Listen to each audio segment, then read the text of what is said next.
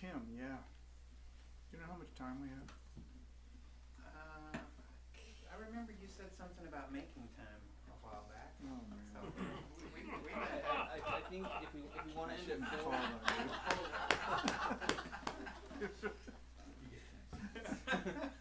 The whole thing ends at 4, so you. Okay, it's yours to okay. parse as you will. Exactly. Okay. I have a question about the odd, one of the odd things that you said we would get back to, and this is the phrase, the significance of the ground. I have pondered that phrase for a long time. The significance of the ground is the two truths. Yeah. And particularly the use of the word significance. You know, that just always puzzled me. What does that word mean, the significance? The Of the reason ground. we should pay attention to it, what makes it important. Yeah. I wondered if it was like, if it was an ultimate term, like significance, it's reason for being. So I just am asking that question. What is that?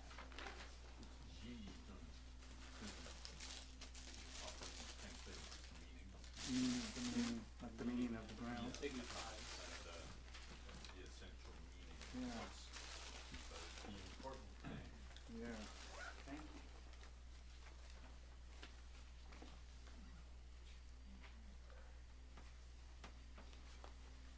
Could that be repeated for those of us beyond hearing? Oh, what do you need? The question, I What think? Bill, no, what Bill said. I'll say it Oh, louder. oh, okay, yeah, yeah.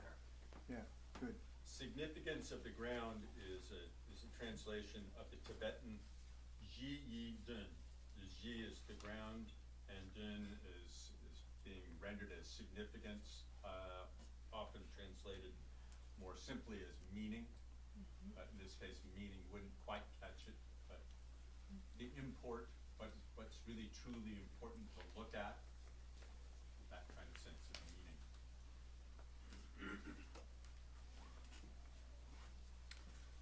So what do you think, Tim?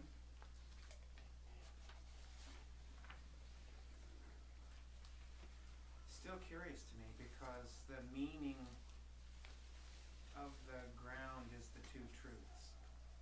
Oh, why don't you start from the question of what's the ground? Yeah. Which is what you were going to get back to. Who said that? It's in my notes too.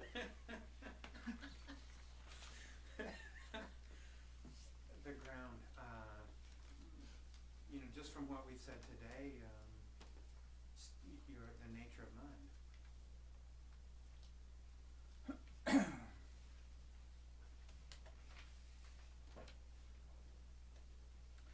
Sometimes we talk about Mahamudra as path, ground, and fruition, right?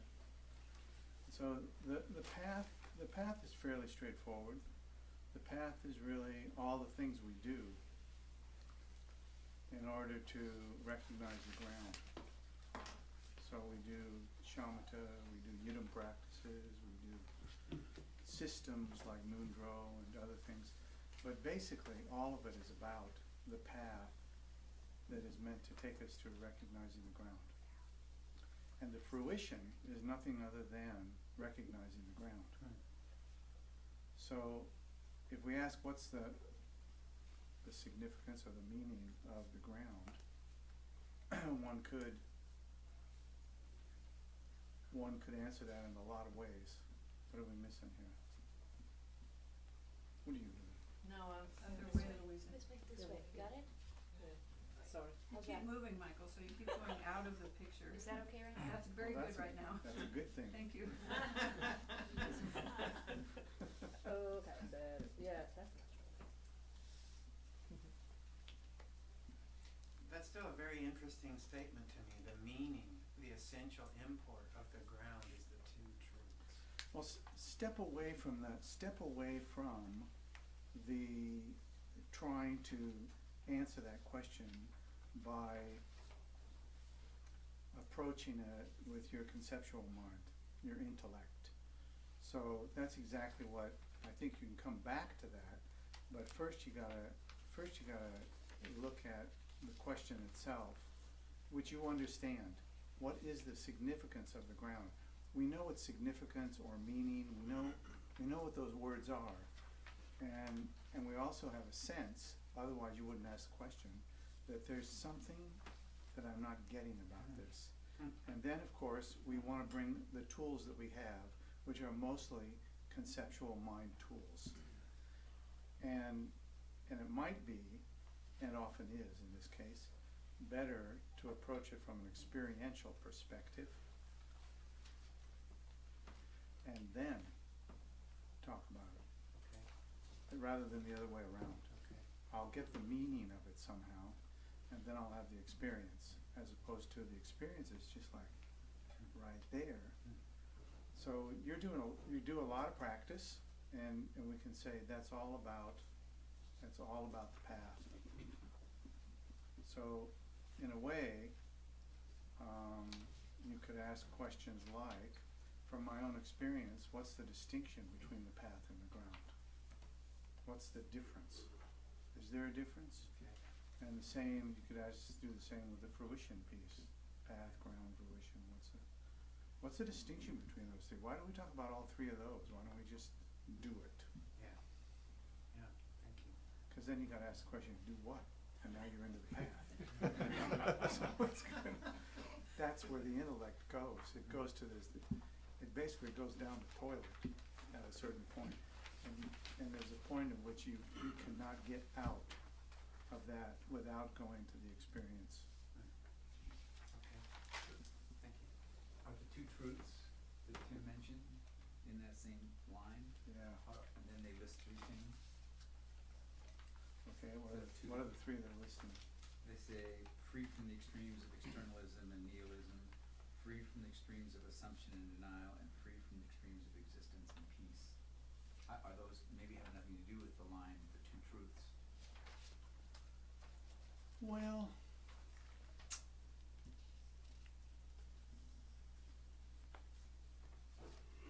no, they do have to do with the two truths. Everything has to do with the two truths, What are the two truths? relative and ultimate. Oh, relative and ultimate. Yeah, Oh, Forgot about that. thank you. everything has to do with two truths. And the reason why it's important to have a sense of the distinction between the two is precisely the way we're talking about it now. When we are talking about something, a conceptual approach to solve this little puzzle, we're talking about using the relative aspect of conceptual mind.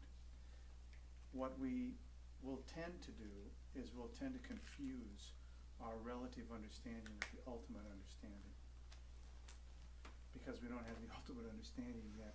So any understanding we get feels like it's ultimate because it's more than what we had.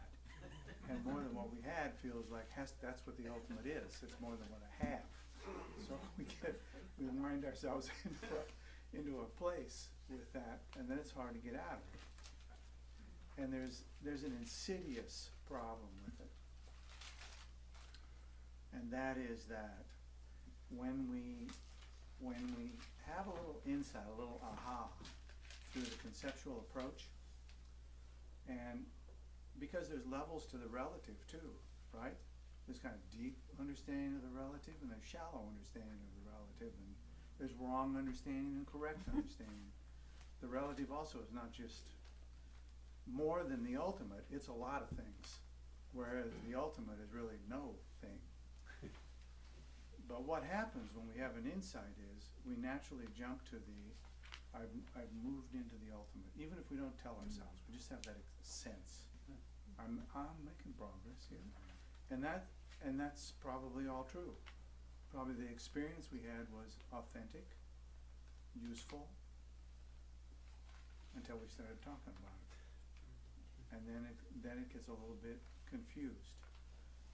So one of the insidious things is that when we have an experience and we think we've kind of gotten the sense of the ultimate, what often happens is we bring the understanding of the ultimate down into the relative.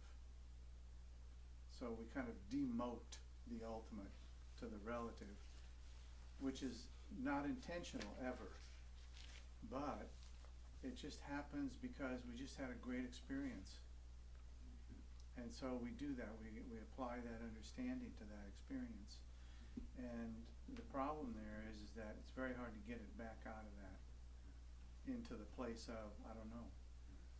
It's the knowing that makes that happen. Is that just a function of language? Anytime we try to reduce or describe? Well, let's ask the question, if we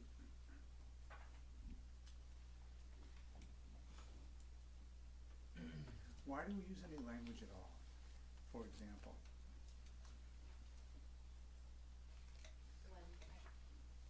My sense is that words and experience are woven in such a way just by nature of Yeah, our brains, our minds, Yeah. that they are not the same thing. It's words and experience. words and experience, it's just they arise that way, or we maybe recognize it that way, often. I think that's how. So teasing those apart is a whole endeavor in itself. We're not used to that. Yeah, I don't even know where to begin, but, Yeah. but it seems like those are separate and, Yeah. and that they arrive at the same time. You know, they seem like they're connected or attached. They're not inherently attached, we know that. Yeah. It's just habit. And yeah, teasing our way out of that is difficult, and we won't find any support from our friends, who will think that we actually at this point should be committed. No. Of course the experience and the words are connected. That's how we communicate. You know, I had a nice cup of coffee today. So what am I gonna do to show that I had a nice cup of coffee other than saying I had a nice cup of coffee? Yeah. I just can't say anything? Well, maybe I can't say anything because I'm not used to communicating in bad ways somehow. It might be that there's a way, but here we are, we're stuck. I think it's helpful to develop a skill of noting when we have an experience, which may be in the very moment that it occurs, we have this sense of not communicatable. I wouldn't know how to say that. I'd actually be a little bit afraid to say it. And I don't know whether it's an authentic thing. Then I don't even know what authentic means. It's like, to just leave all of that without trying to fix it is very difficult. Very difficult. And yet, Taisina Rinpoche says, we have these experiences all the time, like totally authentic experiences, even of the nature of mind. It's like, I even got a list at some point from probably one of the Karmapas, from some ancient point, of all the circumstances in which human beings regularly recognize the nature of mind. Without even any practice. It's like, you don't need to be a Buddhist. And one of the nice comments that Taisina Rinpoche makes is that you don't need to be a Buddhist to be a Bodhisattva. Those two things are completely disconnected. You know?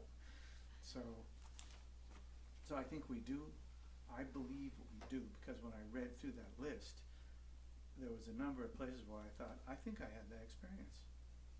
But we don't recognize it. It just is like, wow, that's nice. Now I think I'll go back to sleep.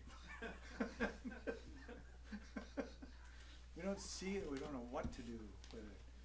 But that doesn't mean that we don't have it. So a piece of the path, therefore, has got to be, what do I do with what feel to me like profound experiences? Do I do anything with them? How about, can I get confirmation that there was something authentic about it? Because we, with great reason, do not trust our own judgment on many things. And so getting some kind of confirmation, even if it's not from some holiness somewhere, you know, but really just from your friends in the Sangha and all, something that would say, yeah, that sounds like good me, you know. don't treat it as like so rare, this is not once in a lifetime. I mean, that's why Cedar Rinpoche says, relax, with it, just relax.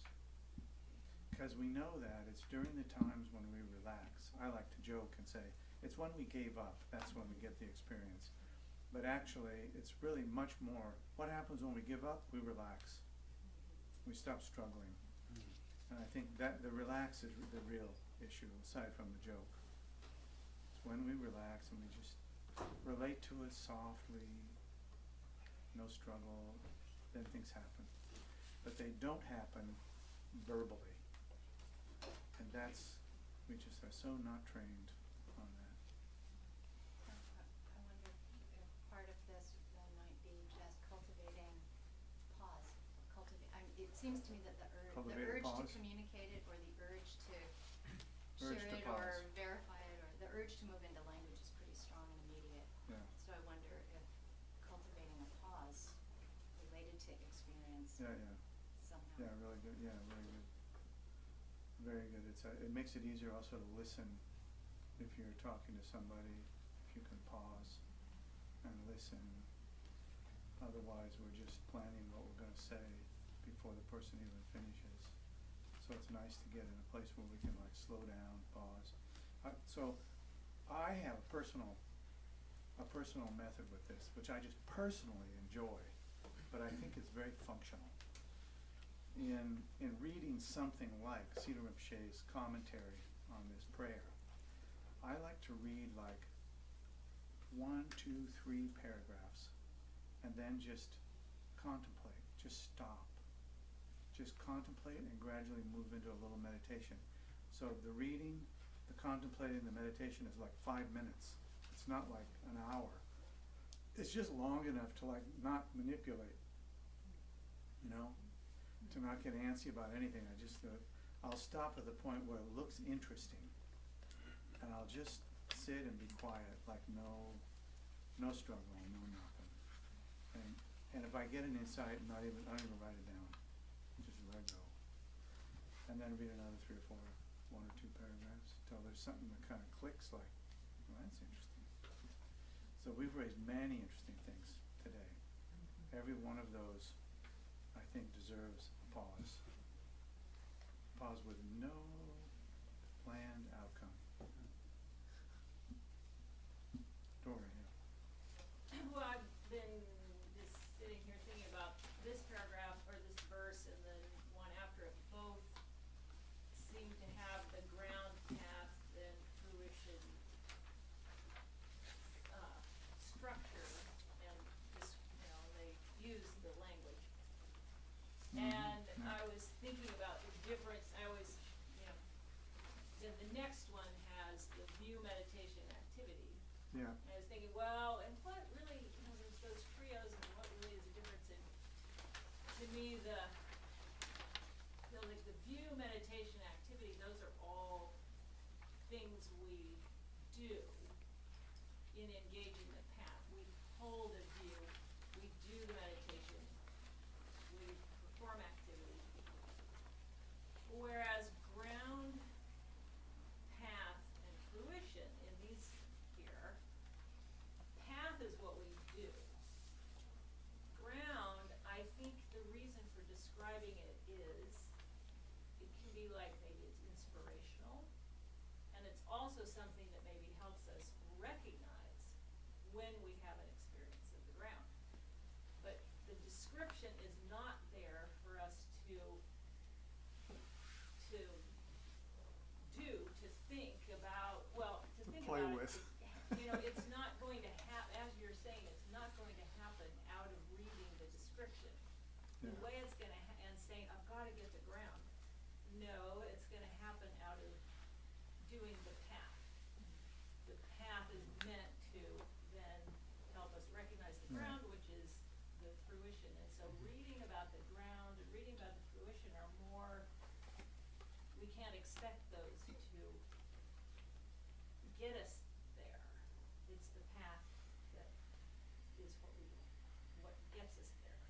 So I feel like it's helpful to think of why these descriptions are given and what we're supposed to Yeah. do with them.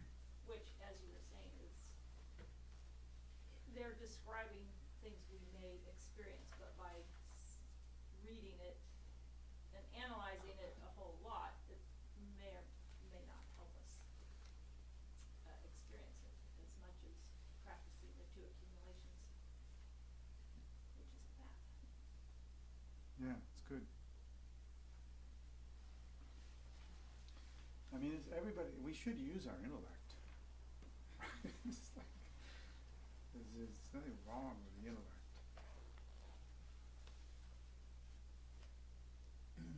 It's kind of like the issue with distraction is not really the content of the distraction, it's our attachment to the distraction that really sinks us. Things just kind of floating by and seeing them and all is not really a problem.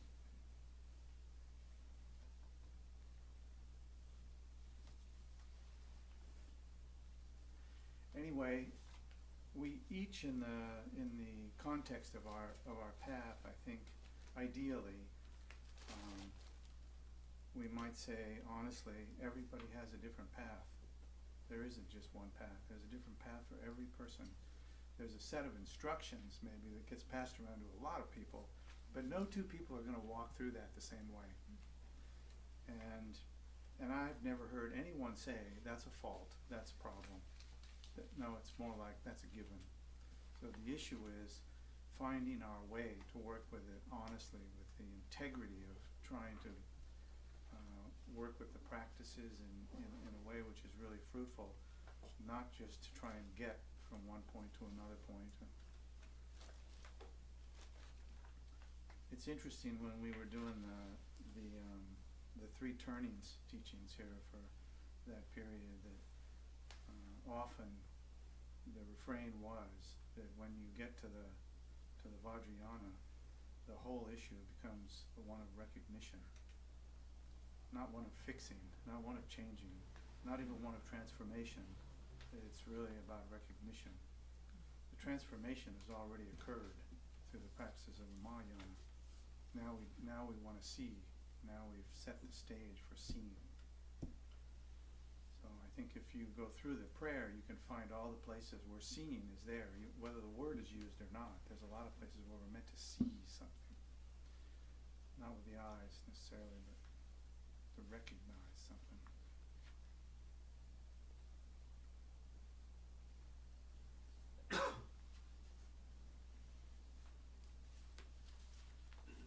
Alan. So talked a bit about the line that Tim was questioning about the significance of the ground is the two truths. The line after that is something that I've contemplated a lot and continues to perplex me in certain ways, free from the extremes of eternalism and nihilism. And you explained that earlier in certain terms, but I also have thought about this in terms of, in a sense, kind of like the view in the sense of when you talk about holding an unbounded view as opposed to a bounded view, that it seems as though the bounded view, the notion that when we die, that's it, it expires, that kind of gives rise to this sense of nihilism. It doesn't really matter. And the eternalist view, I kind of think about as the notion of, well, we talk about this unbounded view that one needs to think about practice beyond the boundaries of this particular lifetime. But when one thinks about this, you know, I start to get a little confused about the difference between that and eternalism, because I think of eternalism in the sense of like there's an eternal soul, or like in Hindu formulation that there's an Atman, you know, that is something that is a spark of awareness that continues and is reborn. And yet there's a distinction between that view and the Buddhist view, where although we talk about rebirth, we also recognize from the teachings, as it says here in a later paragraph, that we confuse awareness with a self. But yet, holding this unbounded view, don't practice for this life, practice for the next life. Well, there's an implication in that there's a continuation. The continuation is perhaps, as we talk about, just the stream of experience that we can say is the stream of experience that's beyond the narrative of how we describe the experience. It's pure experience. It's just this stream. But in a sense, isn't there a subtle kind, if that stream of experience continues, isn't that in a way like a subtle form of identity? More than subtle.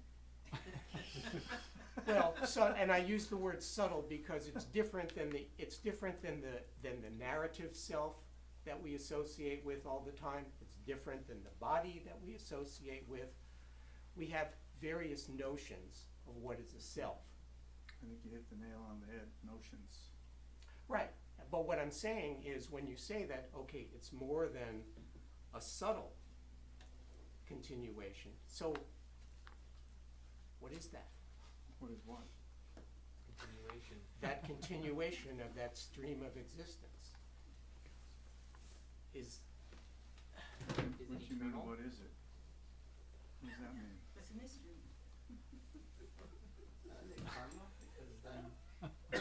but isn't it in a way kind of, it's a self.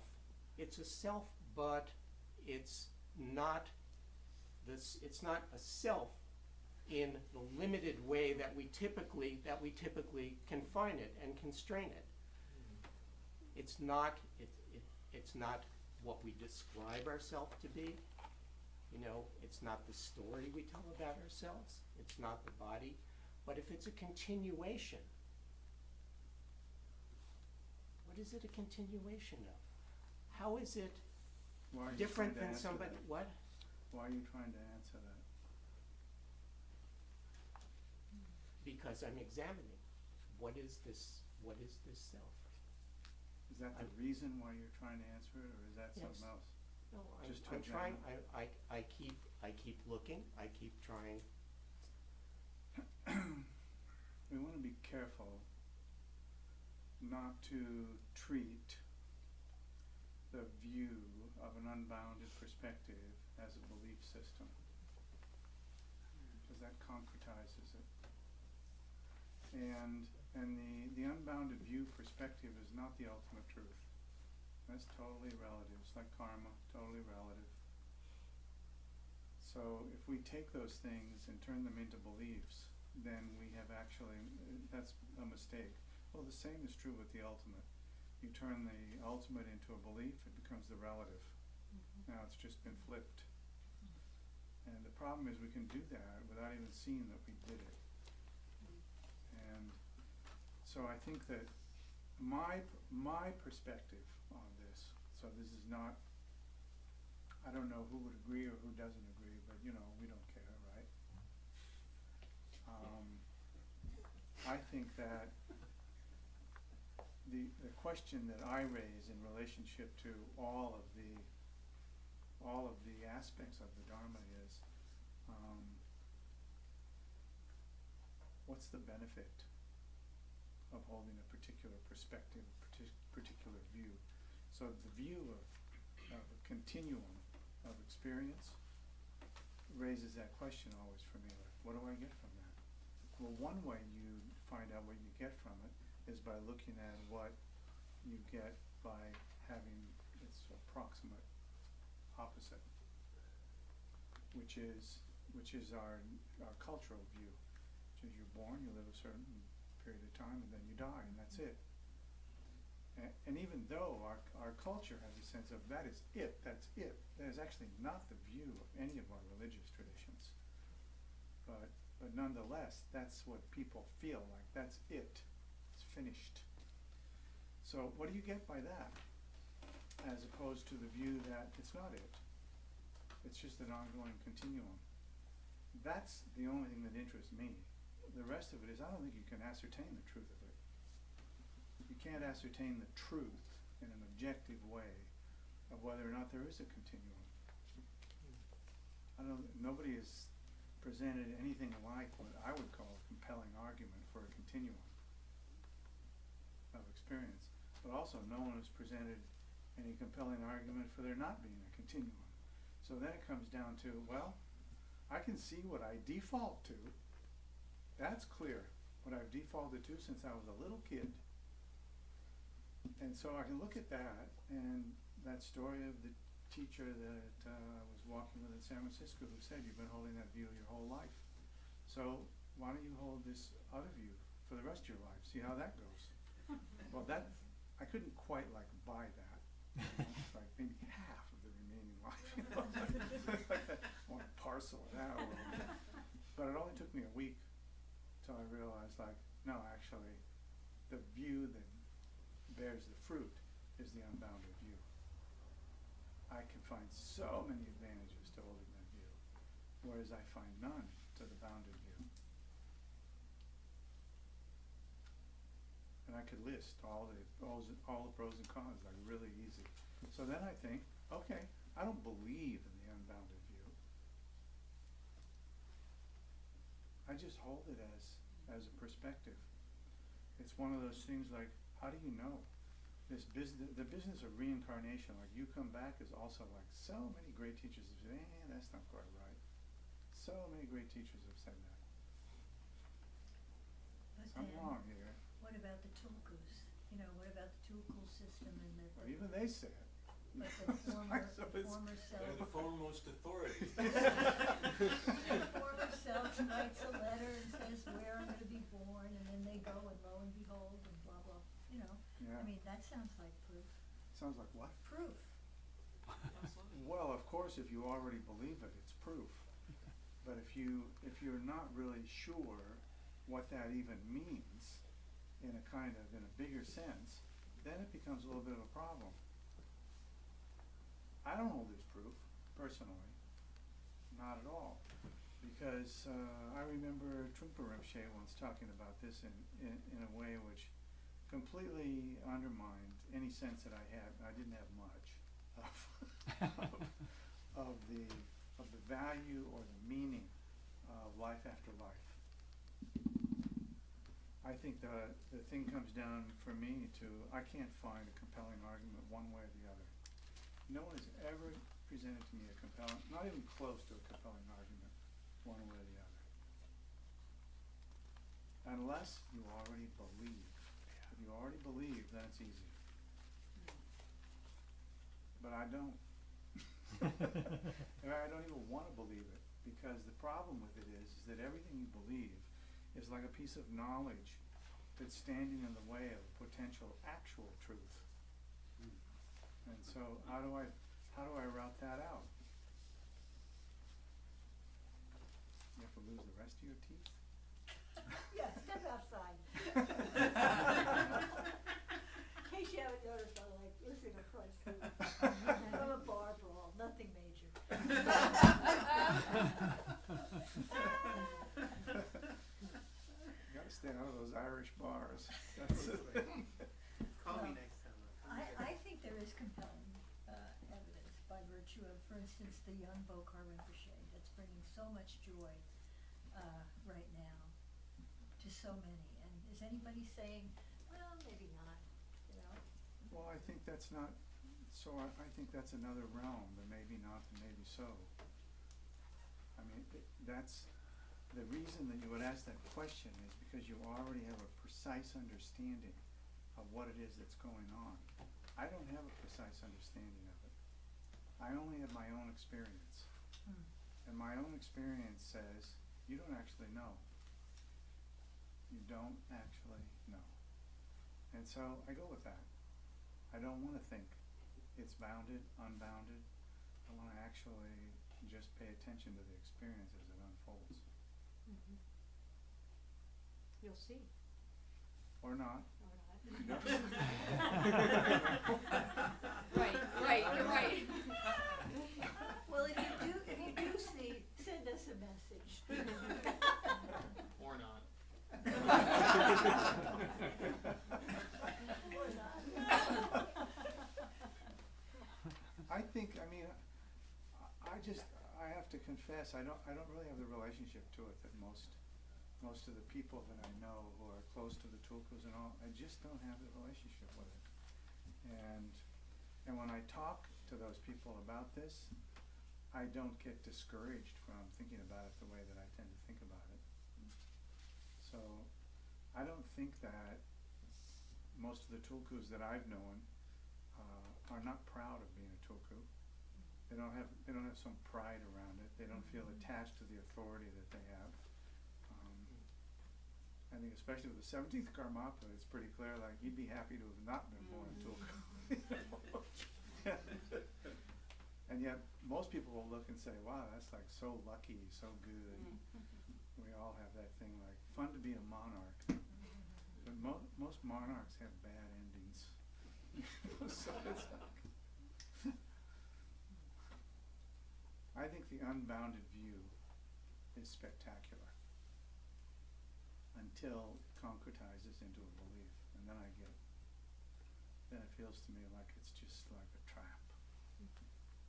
Which is not to say that there's something about us that has an unbounded stream of experience. I think Bill wanted to say something. Who said when? Bill. Well, Bill, yeah.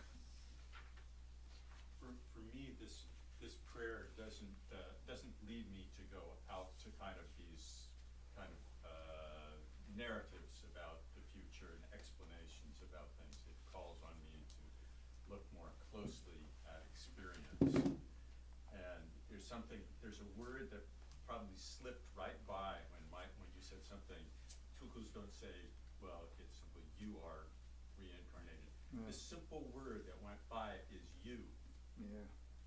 So, it's like, we think, okay, yeah, we got that part down, now this other part, we'll figure out this reincarnation bit, because we already know the word you, or me, I get that. But this. Somebody has to come back, right? Yeah, so somebody, so let's get on to talking about the coming back, as opposed to looking to see what the heck is going on. And this prayer has much more to do with what the heck is actually going on. Yeah, And you could actually say, well, if we can, let's go time out, if we can actually see what's unfolding moment to moment, or just what is this unfolding, like just look to see if even there is an unfolding, then we might be in a better place to have sort of some openness about statements about I or you, me, and reincarnate. All that I think comes, from my perspective, it comes kind of as a secondary consequence. So I leave aside sort of larger questions about philosophical explanations about reincarnation and those kinds of things as something that's not really the focus of this. This is more like, let's get back to the you. Let's figure out what on earth, what's going on. What is the fundamental aspect of experience? Well, I think that was really to use the word that was debated before, that was really the significance of my question, which I illustrated by comparing it to these views, but what I'm really asking about is when one really starts to look and really starts to examine, what is this self? What is this sense of self? Mm-hmm. And you can see all the ways in which we sort of have created this identity and through accretion of different kinds of thought patterns, but yet when you start to look behind that and it's just this stream of experience, isn't that stream of experience, it still somehow seems imbued with some kind of identity. Yeah, but is it personal? Keep looking. Yeah.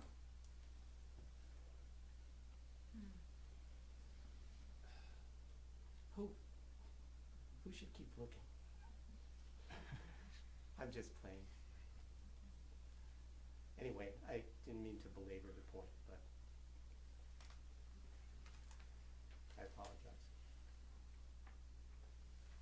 Bad boy. Minus karma, three points minus karma. Yeah, yeah, yeah. Linda's got a question. Or she's ready for. Somebody's back here. Sue Sue Vonch is back Vonch and, Oh, turning to. okay, there we are. Sue Vonch. Lama Michael, you know, this paragraph on the third page, starting with attachment to Can you goods. speak up a little bit? On the third page, you have the paragraph, attachment to goods and fixation and experience subside on their own. Yeah. Confusion and evil concepts are cleared away in the realm of ultimate nature. In the ordinary mind, there is no rejection or acceptance, no separation or Yeah. attainment. May I realize the truth of your being, complete simplicity. I can barely hear you, sorry. All I'm doing is reading the paragraph, and my question is, this paragraph has the sense of the Heart Sutra in it. Yeah. Sure. Can you repeat that, Michael, for the streamers? I know they won't hear you. How much do you want me to repeat? This paragraph has the The essence of the Heart Sutra in in it? Yeah.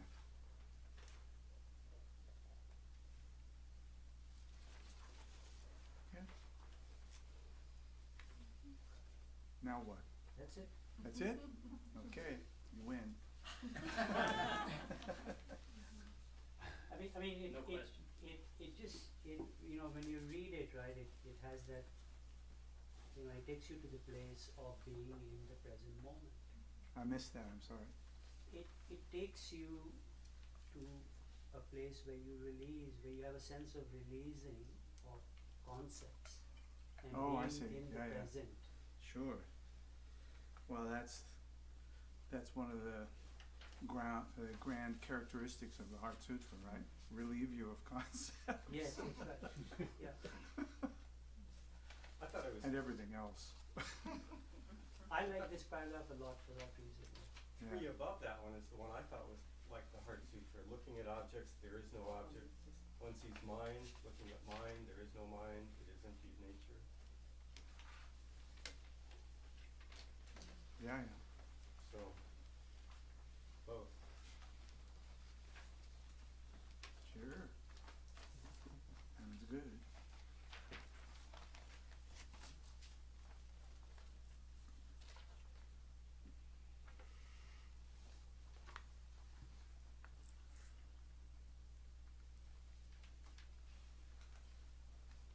So, to use a term you used before, I'd like to invite us, with you in particular, taking a pause on the third stanza from the bottom. The one in which the topic of compassion is explored and its Right. relation to emptiness. Yep.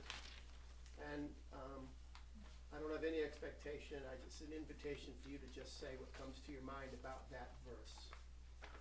I did, didn't I? Say it again. We'll have a continuity of experience here. Yeah. I'm having a discontinuous experience on.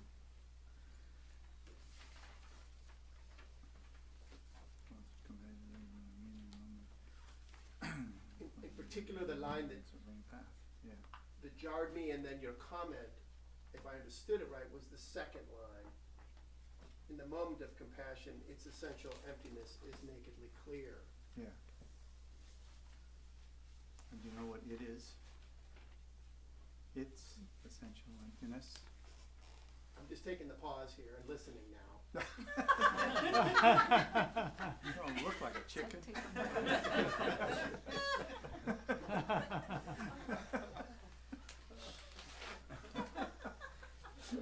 Okay.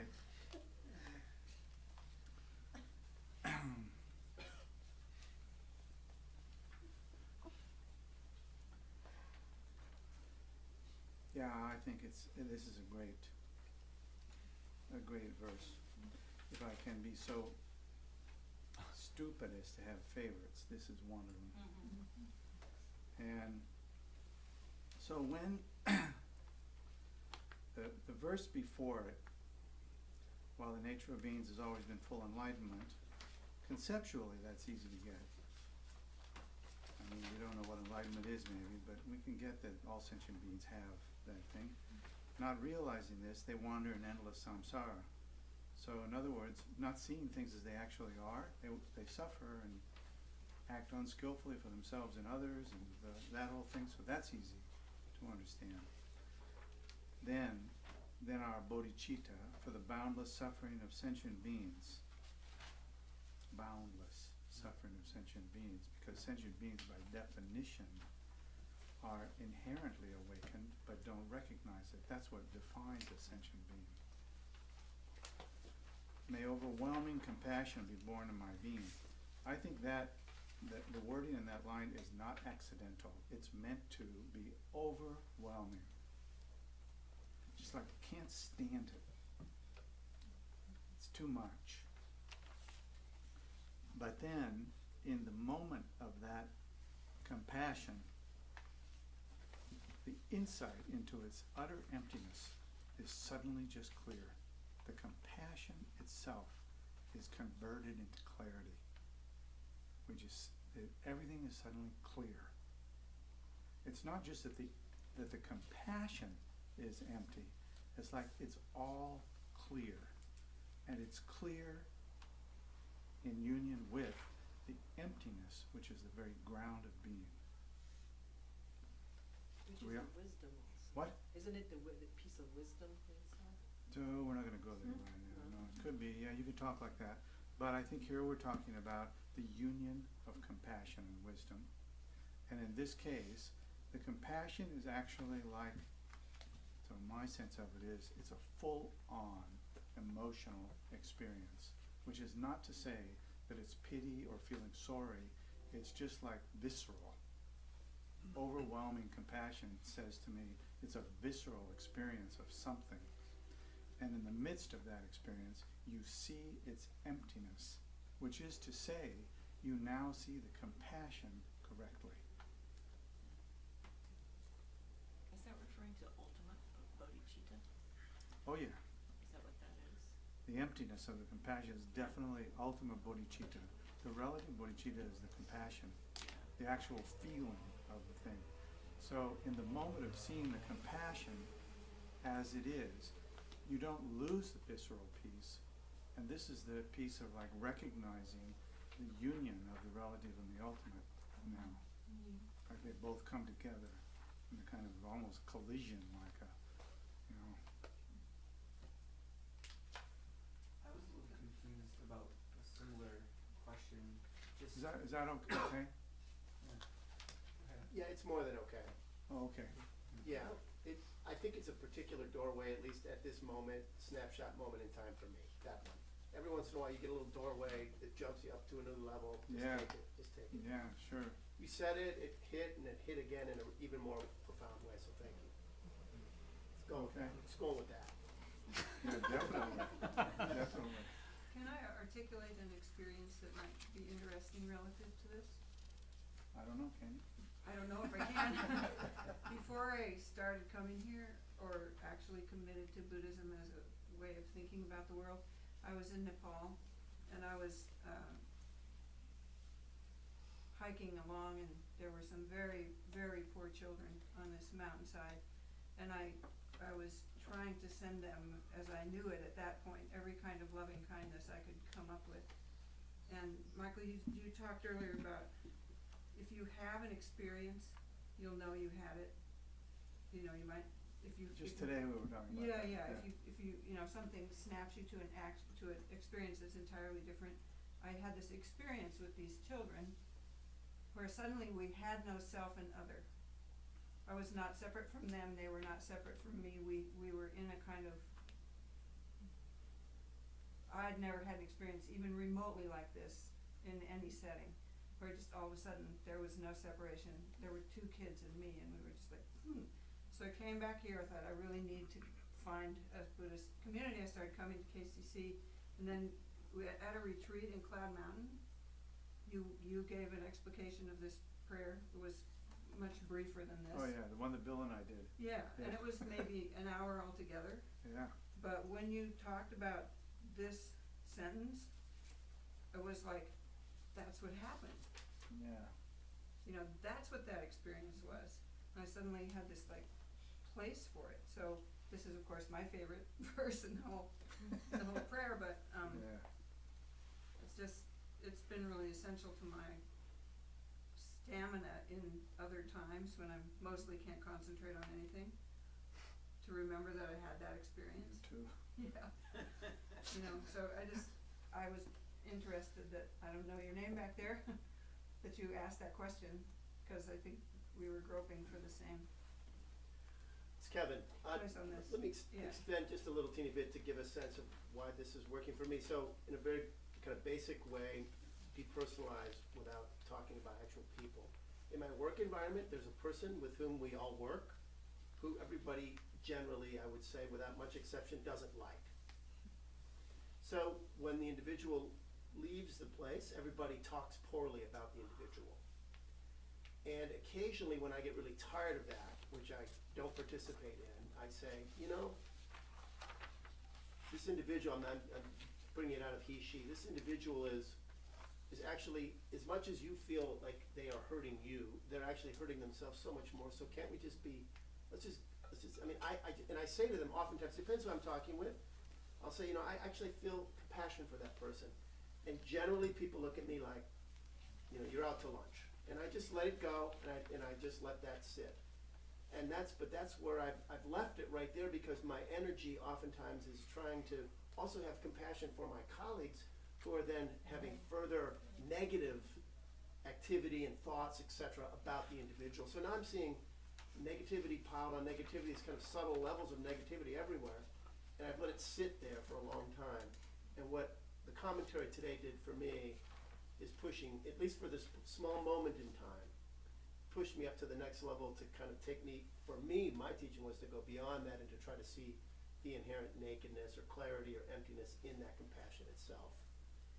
So that's where that was coming from for me.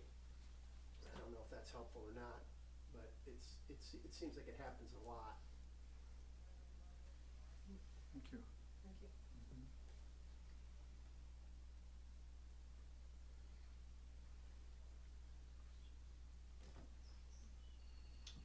That reminds me of, in our mind training group, it came up about compassion and giving without the three stains. If I got this right, which would be, knowledge or attachment to a giver, a receiver, and giving. Those are the three stains. spheres, yeah. Three spheres. Yeah, they're called the three stains too, yeah. Okay, and so that seems to fit this, this compassion, you know, it has to be free of those, in order to truly be that kind of, connection to the ultimate. Otherwise, Selfless. it's creating karma. Yeah. And that's the hardest thing to do. I still haven't even fathomed how to give with compassion and not have a sense of the giver and the receiver and the giving. Yeah. That's to be completely. So what happens? Usually there's some kind of I don't know, regret or guilt or some kind of emotional response comes up that, oh, am I making a mistake and trying to be compassionate? Am I so unskillful that I'm just blowing it? But sometimes it seems to work well and I don't feel bad, but often it's tainted, it's stained. Like giving a homeless person $1, it's really hard to do that selflessly without all that stuff. You mean you think you should give them more or what? Sometimes, yeah. I've actually asked somebody, is that enough? And then, of course, to a homeless person, it's never going to be enough. Yeah.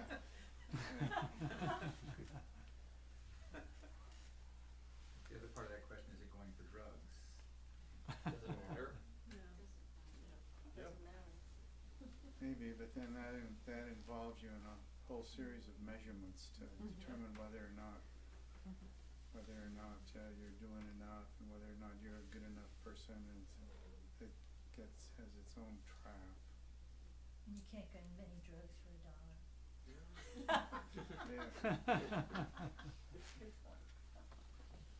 There's something in this, when we kind of narrow down to the story about what this particular suffering is, and that me being able to fix this or be able to do something about this particular suffering, it definitely certainly collapses into the three spheres. There's no question about it. So it's like sort of like, don't put the burden of saying, well, if I'm going to think about it this way, I better not think about it this way. It's not going to work. So okay, I'll do my best in kind of a very ordinary way, and maybe this will be of help, or maybe just the way I give it will be helpful. But when talking about wandering in samsara, that's not talking about just some particular uncomfortable incident of the moment. That's actually something deeper. And if we can perhaps start from the perspective of, at the moment I am wandering in samsara in this way, and this person happens to be wandering in samsara in another way, perhaps we could start at a different place. But the not realizing it, they wander in endless samsara, there's something in here that's more like, by the power of not realizing, the power of not realizing it is what causes this, or wandering in samsara is being under the influence of this lack of recognition. That's actually what samsara is.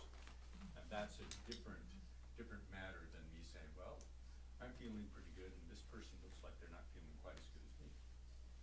It's a very, very different. No. So, stepping back and actually starting to look at more, what is this suffering? What is this confusion? What is this samsara? It broadens this a little bit, and then you have to start looking more carefully, as opposed to trying to figure out the narrative, which, if you think hard enough about it, there isn't any narrative that won't blow your circuits. Yeah. Yeah. You mentioned it before, but the overwhelming quality evokes for me a sense of kind of more than spontaneity, but something kind of inevitable and compelling and immediate and not intellectual, not thought about so much. It's feels like an immediate, spontaneous arising somehow, that word overwhelming. And I wonder if you could speak to cultivating a quality of mind or experience that would encourage that to arise.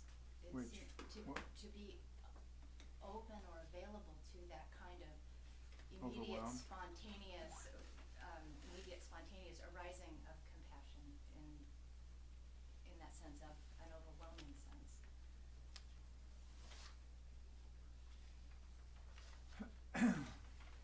Maybe that's just the path. I mean, maybe not just, maybe that is the practice, but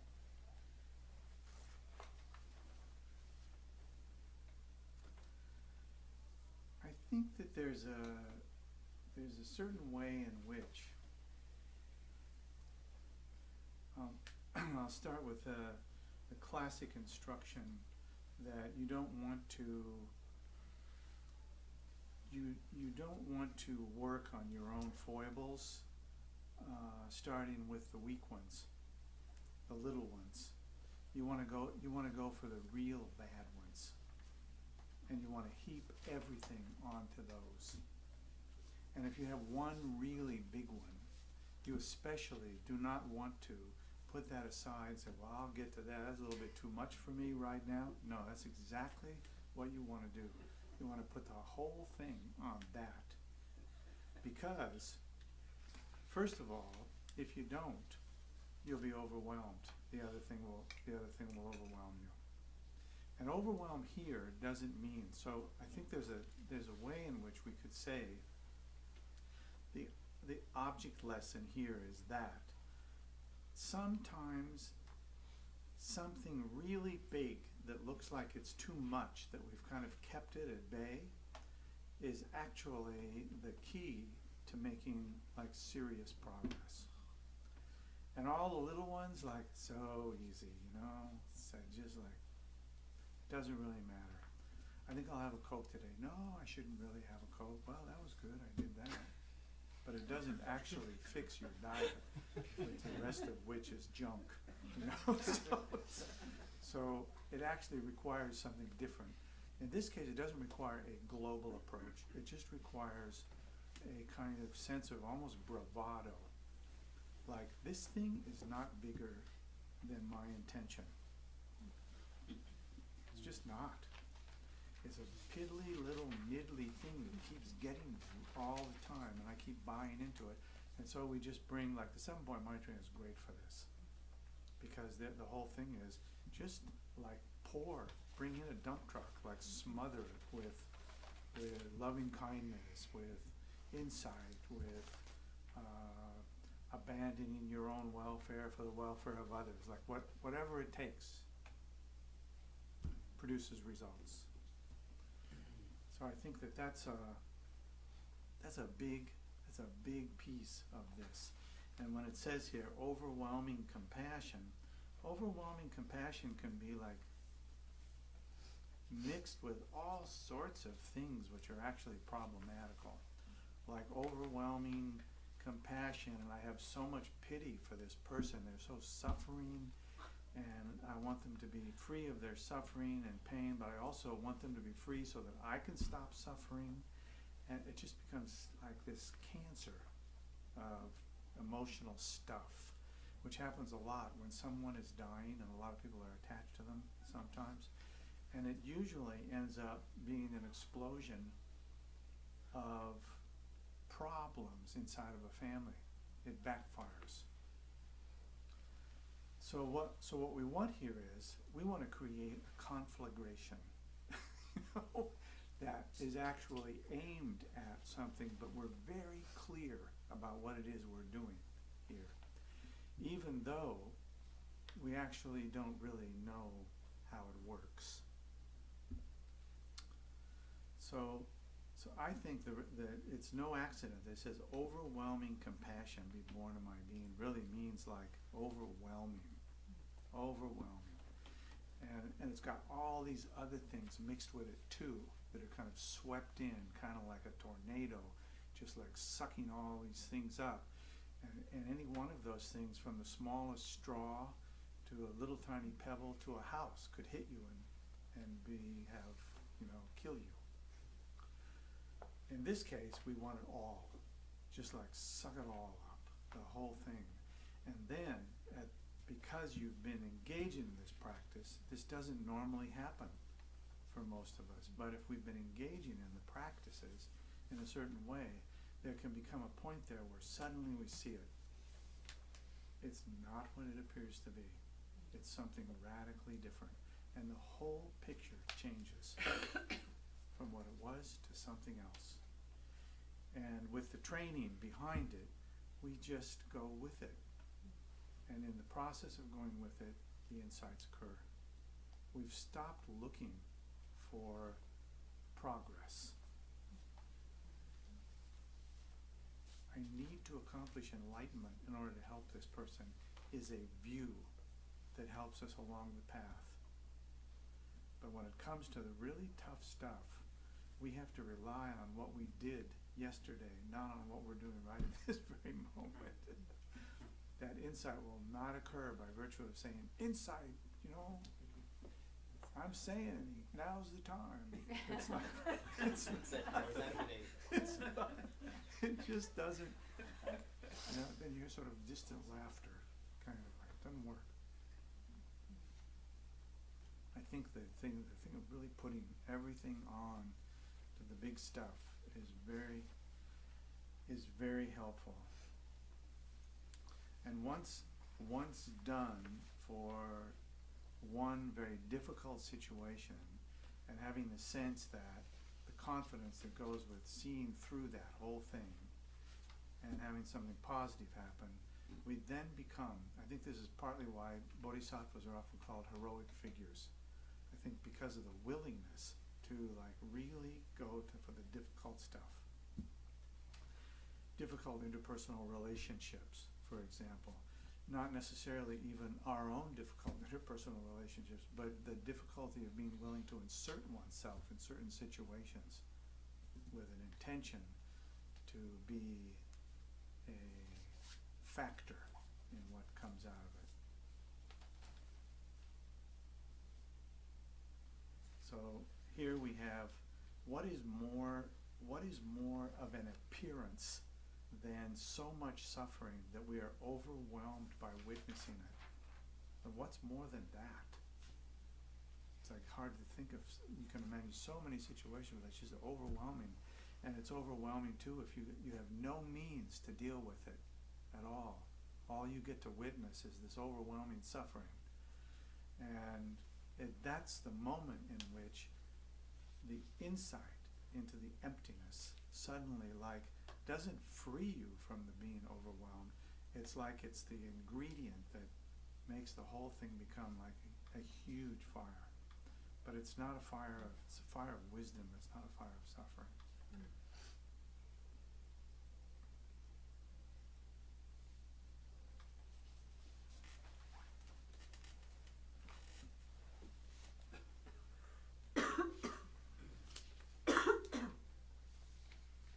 There's a person back there. Hi. We were talking kind of about the overwhelming compassion and that the realization of emptiness coming from that. My question is kind of about the sense of compassion and emptiness being inseparable. So how does compassion rise out of emptiness? So we're talking about it going one way, of this intense feeling of compassion bringing about the wisdom of emptiness. So how does compassion come out of emptiness the other way? What was the very last thing you said? How does compassion? How does compassion come out of emptiness? Oh, you'll have to talk to emptiness about that. Yeah. I guess are they co-arising? That's my sense of it. They're co-arising, but they can cause each other. Well, sometimes we talk about it like that, but I think that the more accurate truth is they were never separate. There aren't two things there. One of the examples that Trungpa Rinpoche uses in something I recently read was when you have an experience, that's the experience of the appearance. When the experience leaves, when the experience vanishes, that's the experience of emptiness. So that's very conceptual, of course. Of course, if I'm sad, I know that I'm sad, and maybe I also know it's an appearance. But the appearance alone is just ordinary. Like that's what we're filled with all the time is appearances. It's mostly we don't recognize the emptiness piece, but the emptiness was always there. So Trungpa Rinpoche was, I think, making a little bit of a joke. It's kind of like you see the car come and it goes by you. The back side as it goes by you is the emptiness. The front side is the appearance. And he talked about it in terms of certain mental states, that you have like a distraction comes to the mind. That's the appearance side of it. The emptiness is right there with it, fully, all the time. Never a moment when it's not there, but we don't see it. We only pay attention to the appearance. But when it goes by, he said, it's helpful to note and to remind yourself that's the emptiness. And he said you can train yourself to see that by reminding yourself retroactively, that's the emptiness, it's gone. As soon as it disappears, that's the experience of emptiness. So it's not the elaborate, eloquent, philosophical description of emptiness, but it may in fact be in the final analysis, that's exactly what it is. Every time I have the experience of an appearance, whether it's a visual appearance, a mental appearance, a physical appearance of some kind, experience of some kind. If I train myself, maybe I start to see everything that occurs. I recognize the emptiness before I experience it. I guess it just seems to me that for most of this prayer, there's a lot of focus on realizing like the Dharmakaya or realizing that emptiness. Yeah. And it seems like compassion isn't really even mentioned until the end of the prayer. You know, so it's like all this focus on the means being realizing emptiness, realizing Dharmakaya, and that somehow compassion comes out of that. So my question is, how is it that it comes out of that? Yeah, I know, you asked me that at the very Yeah, beginning. I I know. was trying to see you outside.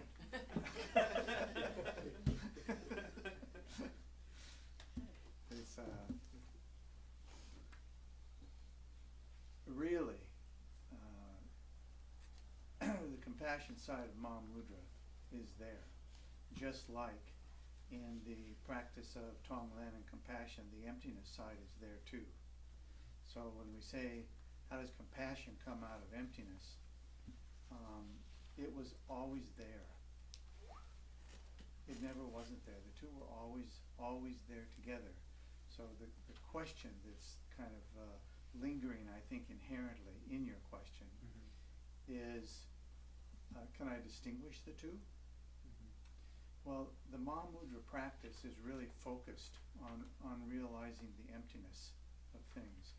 What's interesting, though, is that when you realize the emptiness of things, the compassion arises spontaneously. When you have compassion for things, it is not necessarily the case that emptiness also is directly realized. Some work needs to be done there, because normally when we feel compassion, we begin to feel overwhelmed by it. And we don't move into the emptiness piece. We just feel overwhelmed. And that often results in things which are not good, like emotional conflicts of various kinds, for example. So it's no fault here on the Mahamudra side, but the focus is on this. And it's interesting that, as you say, at the very end, we talk about compassion. But why do you call that the end? Right. You know, it's like maybe we had to go that circuitous route to come to the beginning. Kind of like the front door was locked, so we had to go around the backside. So I wouldn't put them necessarily, especially since we're talking about emptiness, I wouldn't put them in a certain linear order. That in the end, when we're done, what do we have? We have a sense of the way both compassion and emptiness function together. We have a sense of the importance of getting past, or let's say not getting past, let me put it another way. We have a sense of the importance of recognizing the role of a sense of me, sense of self. That's actually more important than overcoming it. It's just recognizing the role that it plays. And when the emptiness arises during the play of the three spheres, where I have a sense of I'm here and you're over there and I'm talking and you're talking, and without the words I still have the experience of it going on, then I see my role in that, you see your role in that, and then insight naturally occurs out of that. I can't say how compassion arises from emptiness. This is one of those things that I think, I don't know anyone who's ever resolved that question through a conceptual approach to it. You can resolve a lot of things with compassion by a conceptual approach, because it's the appearance and it's relative. It doesn't become ultimate until we see both the emptiness and the appearance together. I guess it's been my experience that they come together, but again, I rationally don't understand why that happens, you know. So Good. Yeah.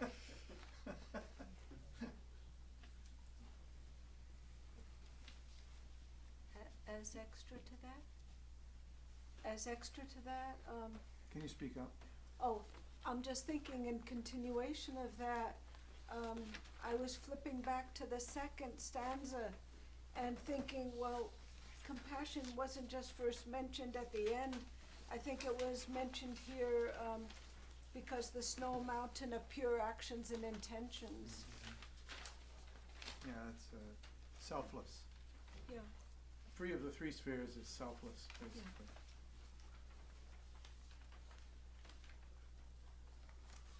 Okay, Tim's got one. Tim. I would just also say I've seen that word conjunction translated as union and marriage, which I also was interesting. Like Lama Michael said, those two things are, so it's like a marriage that never hasn't been. I mean, I just made that up, but you know what I mean? A marriage what? That never hasn't been. Never hasn't been. That's Oh, right. yeah. But conjunction is a funny word, and so I was always curious, like what is that? What's implied by that word? So I looked at a bunch of translations, English translations, and so union and marriage were two other terms we used there. We also, we Inseparable. use the also hasn't been in many different ways, right? Never came into being, never left. So our first cut on those things is, that's just a tricky way of talking about things that are permanent. I mean, I can remember hearing that, something which is unborn, undying. And I think, first of all, my brain totally says, there isn't any such thing. But actually, it's meant to reference exactly what you were talking about. Something that never came into being and something that never died. Sounds like something that always was there, therefore permanent. Uh-oh, did I say that? Sorry. You did not say that, no. I said that.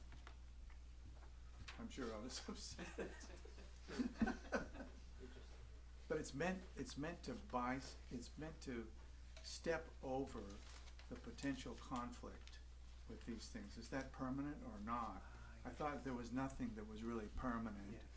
And there's a whole language inside of the ultimate that is used just in that context. And the language, the same terms would not be used in a relative context. So that people actually, just like we all develop literary styles and techniques and forms that help us do things that we would have difficulty doing without them. So instead of talking about these things which are not permanent, but also not impermanent, and also not actually as they appear to be, we develop a series of ways of talking about them where the people who talk about them a lot know what that means. And other people don't know what it means.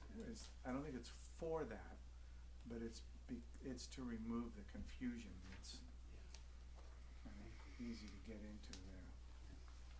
Would unconditioned apply here, or is it beyond that sense of unconditioned? Apply to what?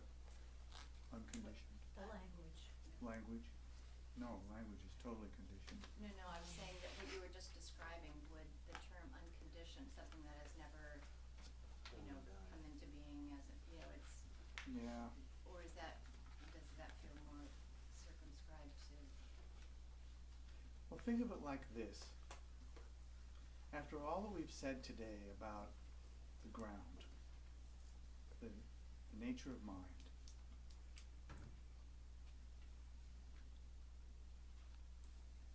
the nature of mind is one of the common things that gets this explanation. Like it's unborn, it's undying. Whenever you hear that kind of language, it's always referencing the ultimate. Always referencing the ultimate. That language is never used in the relative. So if it's unborn, it's undying, it means the relative. So when we look at the nature of mind, then we're saying, like the Buddha said to someone who approached him, so the story is, when he was walking through a town, this man approached and said, "What's the difference between you and me?" And the Buddha said, "Nothing. You're and fully endowed with awakened mind as I am endowed with awakened mind. The difference is only that I recognize it, you don't." So I've always thought like that was a very poignant comment. Whether he made it or not, I have no confidence in, but it's still a poignant comment, you know, that, okay, so what does that say? If you say that you're endowed with the awakened nature because you were born a human being, that says something very different. Very different. So it's nice, I think, to be dished something like this and not really have anybody to go to get resolution. That's actually a very positive situation, because then you have to work with it on your own. And it is through that, like, you know, like, if you sat down and read this 1,000 times in 1 week, you, I think, most people in here would come away from that experience with more than what you got today, for sure. Even having not heard anything, just knowing English and just reading it over and over and over and over again, slow and fast, and pondering it from time to time. It just soaks in, and an awful lot of what we do is like that. Prajna Paramita is like that. You read the Prajna Paramita over and over and over and over again. Pretty soon the questions start to like soften and things begin to happen, and insights occur without the conceptual necessity for it.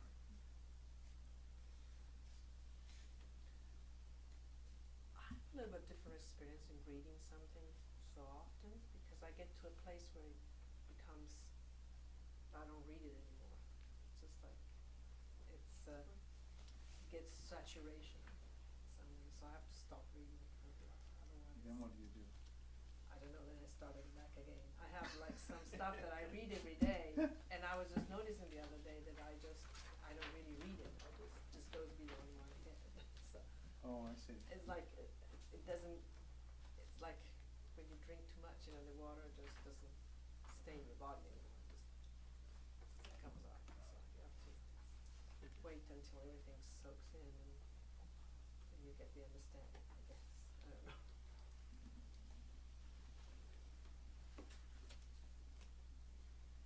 Yeah, I think that it's helpful if you read something that is actually, let's say, likely to be confusing conceptually. And I think we all can experience today a lot of confusion around the conceptual aspects. Easy to have those things, a lot of questions. And there's a point at which I think most people can find it difficult to even read that material again, because it's conceptually confusing, so they're kind of left with a sense of confusion around it. But if you can continue to work with it, either in an intense number of sessions or slowly over a period of time, the great things, and I would count this particular prayer as a great prayer, they will gradually soak into your stream of consciousness and bear fruit without any additional instruction.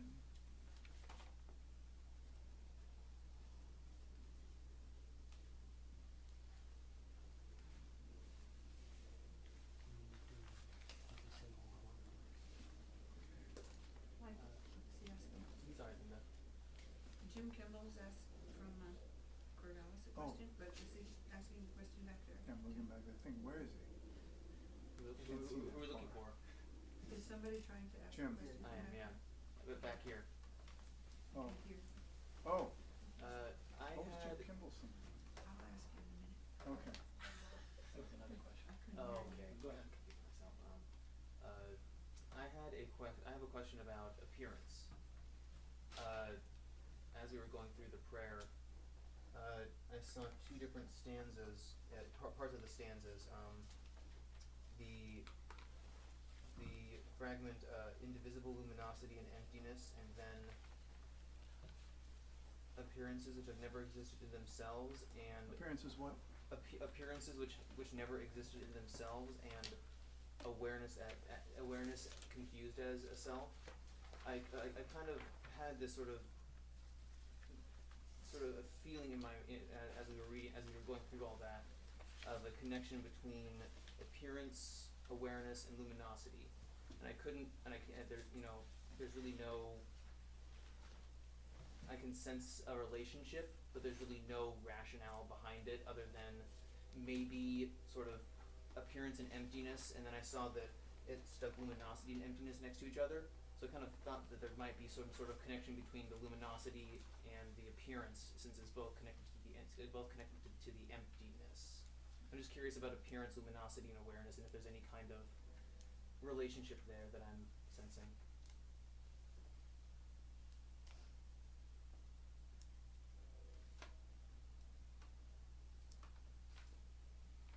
What's the difference between luminosity and appearance?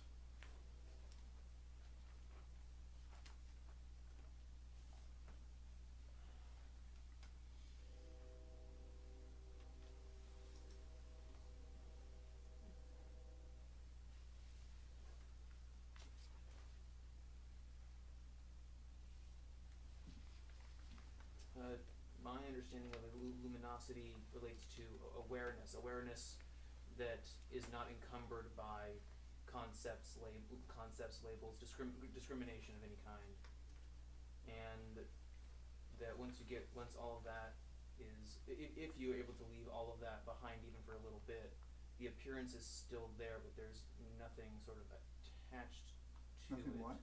So the appearances are still there. You're just not giving them any. Your mind isn't giving them anything extra. And is that sort of the luminosity? Is awareness of appearances without all of the junk attached to it? Well, what do you got against the junk? It's annoying. It's annoying. What do you got against annoying? Isn't that an appearance?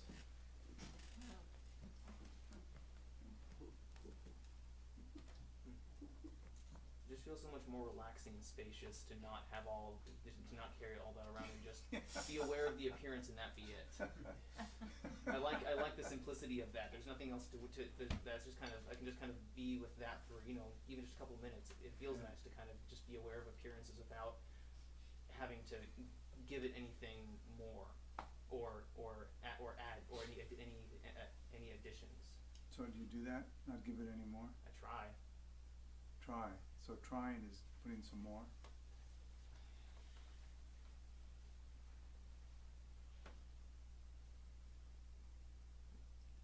What happens if you don't try?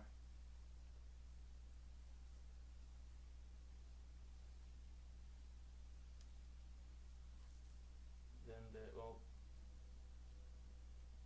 conceptually, then there isn't anything. There isn't anything? Well, because when I'm trying, there's still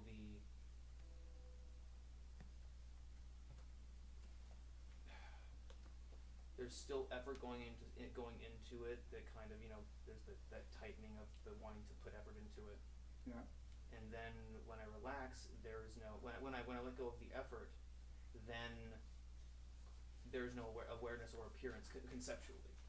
There's You just let go of the effort, there's no awareness or experience? There's no awareness or, there's no thought of awareness or appearance. There's no, once those are I feel like I'm just getting into trying to describe practice now, which I'm not very good at.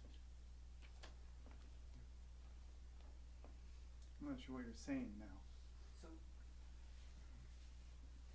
one of the foundations of mindfulness is mindfulness of effort. Is that right? Yeah, not, would you call it that? Bill, would you call it? No. It's not one of them. No. No. Mindfulness is, actually the best mindfulness is effortless. Mm-hmm. The problem is that most of us, when we practice mindfulness without effort, we also stop practicing mindfulness. Yes, yes. So there is that little catch, but It shows up under the Eightfold Path as right effort. good. Yeah, not no Yeah, good. I think this business of the emptiness and the appearance is a bugaboo. It's a boondoggle. You can't get there from here. Because all of your experience is appearance. All of it. Even your irritation, your happiness, everything. Like, you tell me one thing that isn't. Now, of course, you can't, but if I'd played that a little better, you would have tried. So, yeah, there's nothing. What if I said Dharma? What's different about that? I just wanted to hear what you would say back. So you heard. What's different?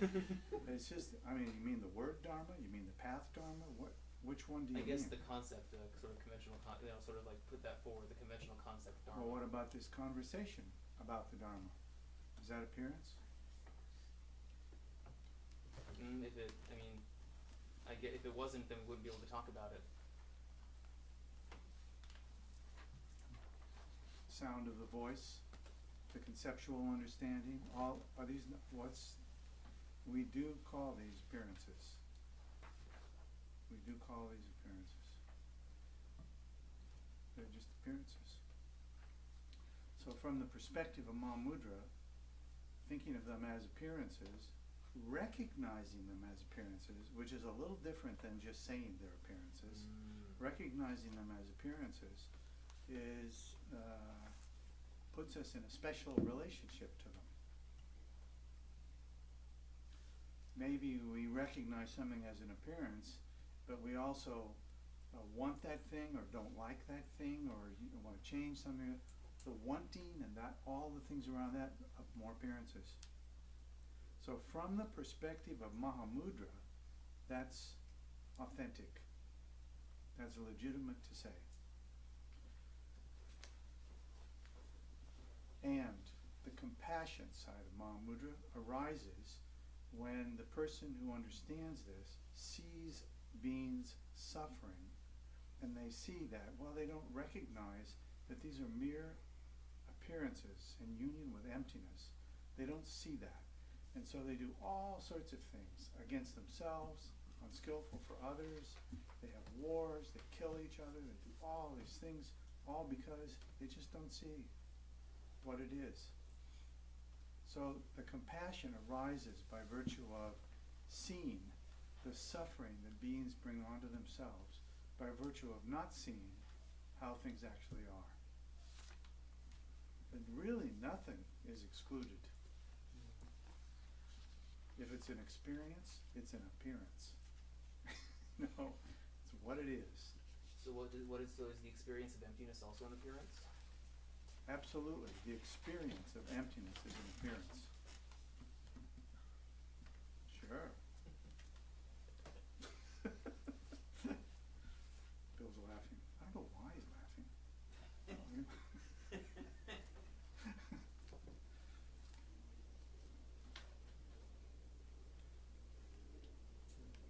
Emptiness itself is not an appearance. Is it possible to experience emptiness without also experiencing an appearance? Or is that the part That's of the your inseparability? Huh? That's your homework. And check it out.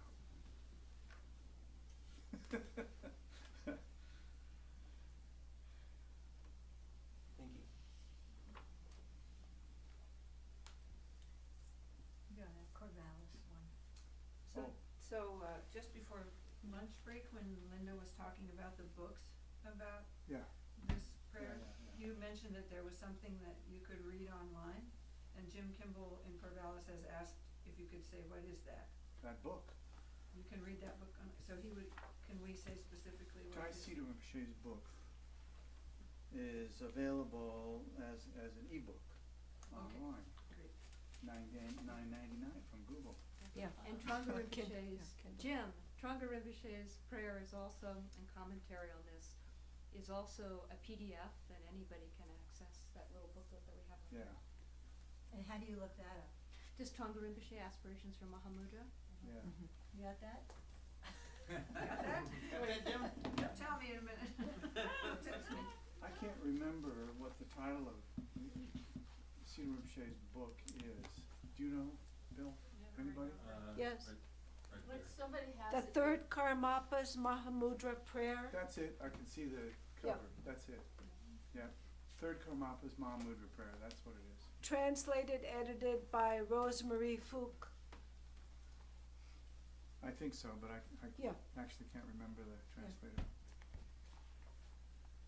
Actually, I prefer the translation that we have here to the one that's in that book, but that's just, it's only made copies so everybody would have the same one and we didn't have to get into semantics about which word was the better one. Did Ken ever do a commentary on this? Well, he was one of the translators. He on it. translated it. Well, no, the Nalanda Translation Committee, we gotta give credit to them, they Oh. were the main translators of it, but I think Ken went through and did some things and it was, as I understand it, it was, his changes were accepted in whole or partially and authorized, so. I think it's the best translation that I've seen in English, so.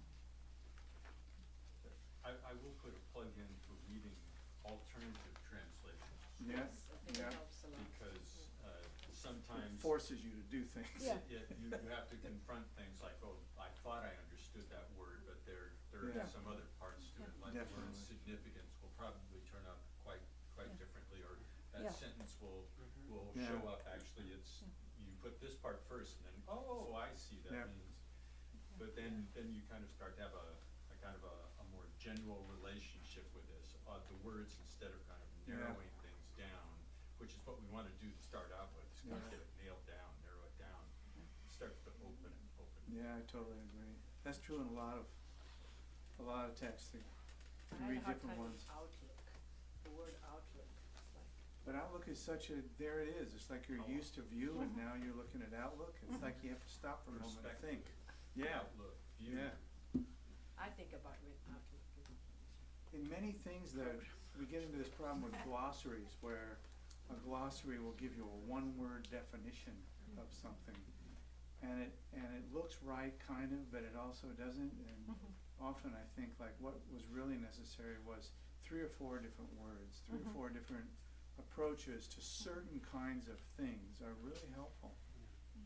It's just not to be captured in a word, and so then you need more words so that you can kind of dance around it a bit.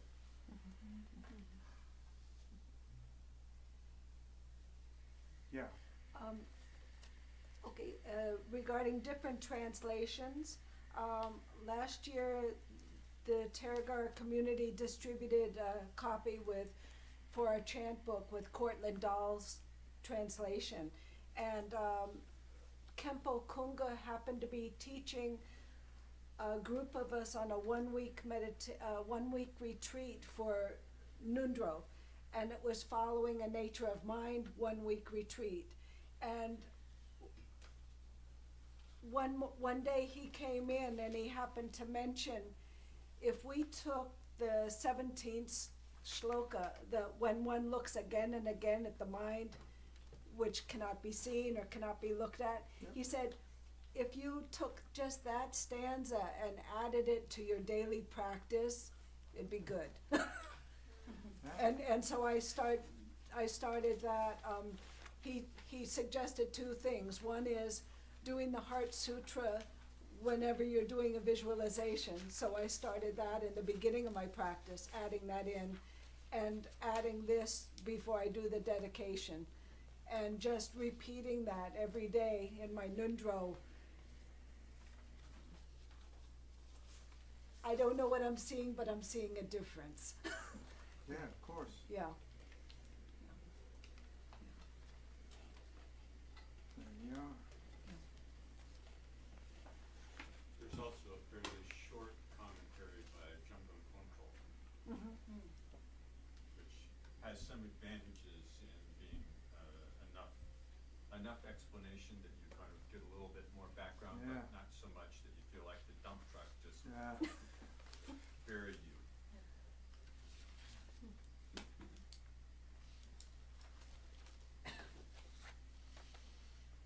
So, this word adventitious. So whenever I hear that word, I think of roots, because it's a botany term for a type of root Oh, I see. that grows out of like the stem, so that it can take the opportunity Yeah. to set root into soil if it happens to touch soil. Mhm. And so adventitious is something that can take advantage or, spring out or, so I like the word better than incidental in this, number 7.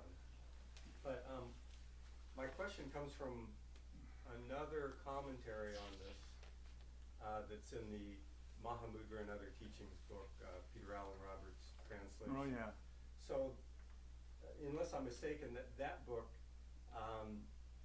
he introduces the author, I forget which, if it's one of the Karmapas or who it is, but he explains the two aspects of mind, indivisible. So once they're indivisible, can you differentiate them? But he does differentiate them by saying that emptiness is the essence of mind, whereas luminosity or clarity is the nature of mind. And I had never heard that explained that way, so that there's finally a way to regard emptiness and luminosity, saying, okay, well, the essence, that you can't experience that, but you can experience the nature, the luminosity, and it's often described as unceasing play of the mind is what we can experience in meditation. So I just was wondering if that is helpful, or, it was helpful to me. What was helpful? Describing emptiness as essence and luminosity as Oh, I nature. see. 2 different words describing this indivisible union. Yeah.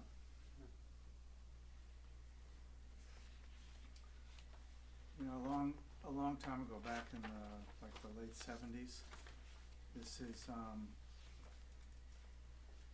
translators would I remember with Kala Rinpoche, translators would say things like this is the essence, this is the that, this is the that, but no two ever used the same terms for the same things.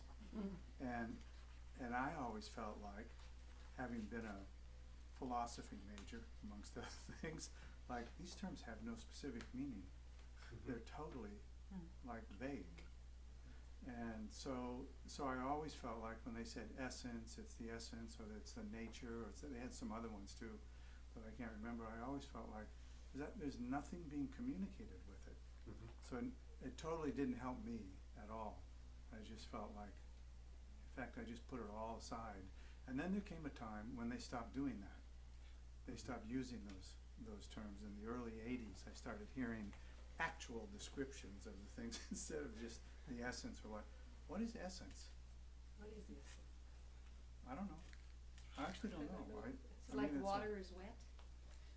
Somebody could say that, or they could say the nature of water is it's wet. Oh, right, nature or essence. Yeah. What about essence? Yeah. I mean, it's just, I think that if somebody describes, if you define what the essence or the nature or there was another thing in there that, I never understood what essence is. but I can't remember. Anyway, if it's helpful, great. If it's not, so, are you a botanist? I'm in the botany department. There you are, see? I'm an entomologist. So we,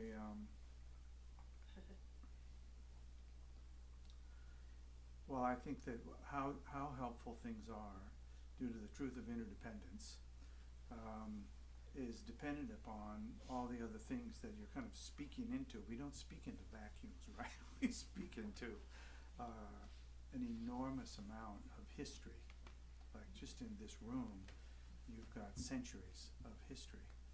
And so when you open your mouth and speak, it's going out there, and if there's 30 people here, there's 30 different interpretations and responses to whatever you say. There's no way to get around to that. No matter how clever we are, you can't get around it. And I think there are people, and it said the Buddha was somebody who could speak to large numbers of people and they'd all hear what he intended. I think I've seen where 10 people could hear different things but understand what was being said. So therefore, I think by extrapolation, well, maybe somebody could do it with a large number, even in different languages, possibly. But it ain't me. I know that. I tend to get fussy about words. Mostly because I don't trust them, so I want to take them out back and execute them.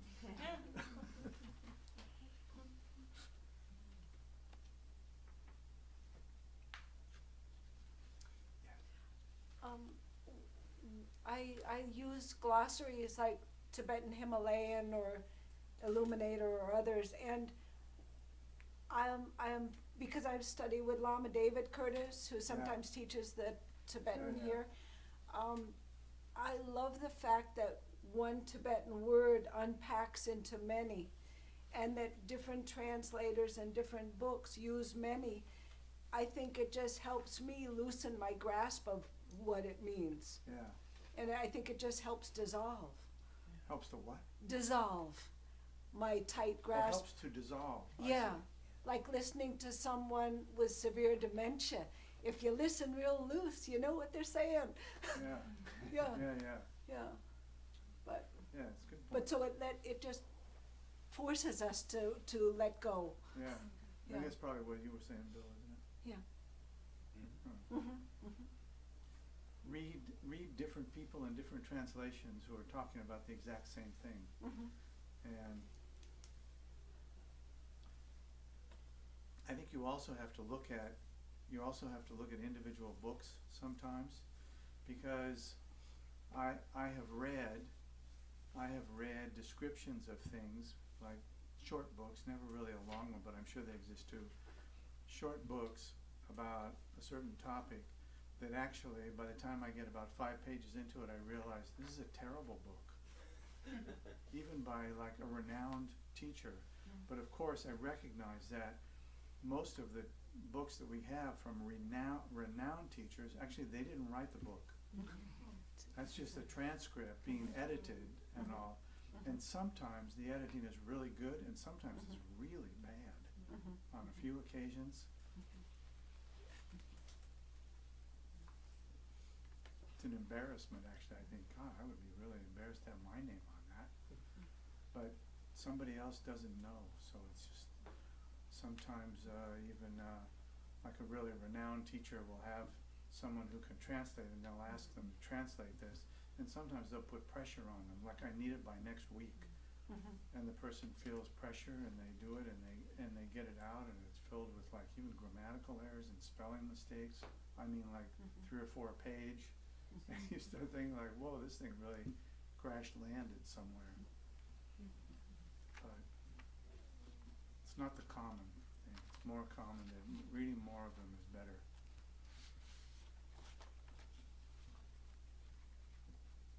If you have to think, it's good to be forced to think out of your box.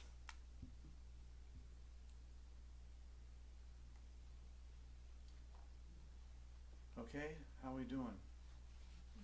Coming to the end. Nobody's snoring yet. That's usually the end.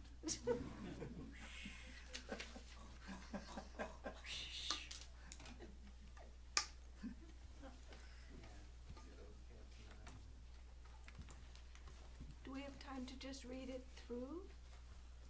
Well, that's a good idea. Let's do that. Great.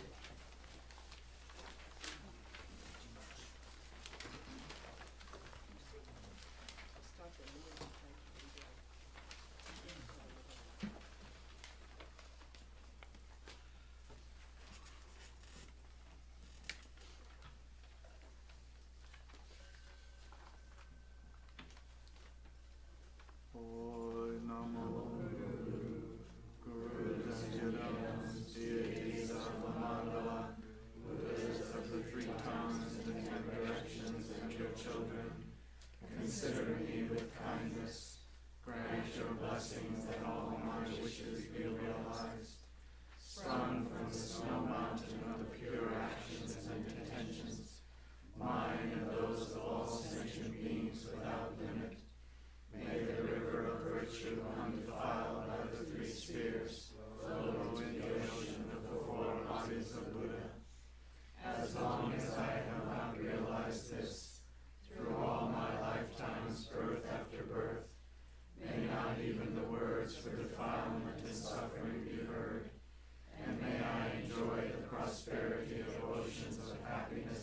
virtue. Having obtained this excellent, free, and well-favored life, along with faith, energy, and intelligence, having attended a worthy master and received the pith of the sacred instructions, may I practice the sacred Dharma properly in all my lives without interruption. The study of scriptures frees one from the veil of ignorance. The contemplation of oral instructions overcomes the darkness of doubt. Light born of meditation illuminates the way things are. May the radiance of the three wisdoms increase. The significance of the ground is the two truths, free from the extremes of eternalism and nihilism. The excellent path, the two accumulations, free from the extremes of assumption and denial. The result obtained is the two benefits, free from the extremes of existence and peace. May I meet the Dharma which is free from error. The ground of refinement is mind itself, indivisible luminosity and emptiness. The refining, the great Vajra composure of Mahamudra. What is to be refined, the incidental stains of confusion. The result of refining the unstained Dharmakaya, may I realize it. Confidence and outlook is cutting assumptions about the ground. The key to meditation is maintaining that without distraction. The supreme activity is to exercise the sense of meditation in everything. May I have confidence in outlook, meditation, and activity. All dharmas are projections of the mind. As for mind, there is no mind. Mind's nature is empty. Empty and immediate, mind appears as everything. Investigating it well, may I settle the basic points. Appearances which never existed in themselves have been confused as objects. Awareness itself, because of ignorance, has been confused as a self. Through the power of dualistic fixation, I wander in the realm of existence. May ignorance and confusion be completely resolved. It doesn't exist, even Buddhas do not see it. It doesn't not exist, it is the origin of samsara and nirvana. No contradiction, conjunction, middle way. May I realize the pure being of mind, free of extremes. If one says it is this, nothing has been posited. If one says it is not this, nothing has been denied. Unconditioned pure being transcends intellect. May I gain conviction in the ultimate position. Not realizing it, one circles in the ocean of samsara. Realizing it, Buddha isn't anywhere else. It is everything, it isn't anything, none of this. Pure being, the basis of everything, may I see any misunderstanding here. Since appearance is mind and emptiness is mind, since realization is mind and delusion is mind, since arising is mind and cessation is mind, may all assumptions about mind be eliminated. Unpolluted by meditation with intellectual efforts, undisturbed by the winds of everyday affairs, not manipulating, knowing how to let what is true be itself. May I become skilled in this practice of mind and maintain it. The waves of subtle and coarse thoughts calm down in their own ground. Motionless, the river of mind abides naturally. Free from the contaminations of dullness and torpor, may I establish the still ocean of shamatha. When one looks again and again at the mind which cannot be looked at, and sees vividly for what it is, the meaning of not seeing, doubts about the meaning of is and is not are resolved. Without confusion may my own face know itself. Looking at objects, there is no object, one sees mind. Looking at mind, there is no mind, it is empty of nature. Looking at both of these, dualistic clinging subsides on its own. May I realize sheer clarity, the way mind is. Free from mental constructions, it is called Mahamudra.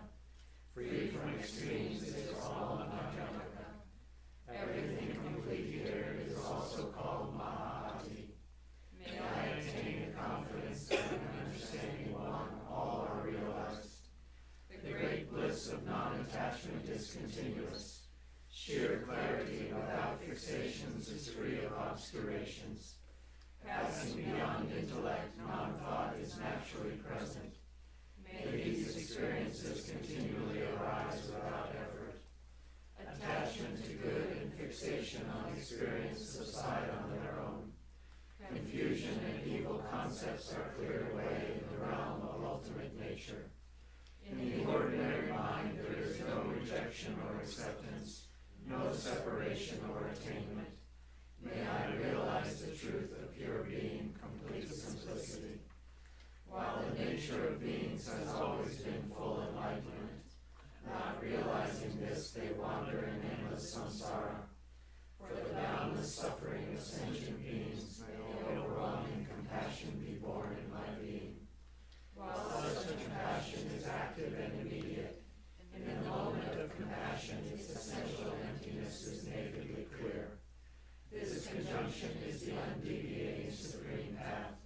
Inseparable from it, may I meditate day and night. From the power of meditation come eyes and actual knowledge. Sentient beings are ripened and domains of enlightenment refined. Aspirations for the realization of all aspects of Buddhahood are fulfilled. May I complete these three: fulfillment, ripening, and refinement, and become Buddha. By the compassion of the Buddhas and Bodhisattvas of the 10 directions, and the power of whatever pure virtue there may be, may my wishes and those of all beings be fulfilled as we ask in this way.